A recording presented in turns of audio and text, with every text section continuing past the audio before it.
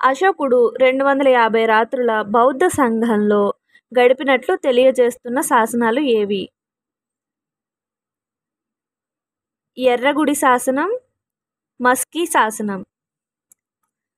శుంగ వంశానికి సంబంధించి క్రింది వాటిలో సరికాని జతను గుర్తించండి. సో ఇప్పుడు దీంట్లో ఒకటి సరికాదు అంటే మిగిలిన 3 సరి అయినవనే కదా. సో ఆ బిట్స్ అనేవి యూజ్ అవుతాయి కాబట్టి మిగిలిన 4 బిట్స్ని కూడా కలిపి చదువుతున్నాను. చూడండి. పుష్యమిత్ర శుంగ, శుంగ వంశస్థాపకుడు. దేవభూతి, శుంగ వంశ చివరి రాజు. పాటలీపుత్ర, విదిశ, శుంగ వంశ రాజధానులు.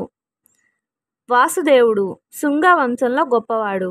కరెక్ట్ ఆన్సర్ ఆప్షన్ 4 వాసుదేవుడు శుంగ వంశంలో గొప్పవాడు. ఇది సరికాని జత అంటే మిగిలిన 3 కరెక్ట్ అన్నమాట.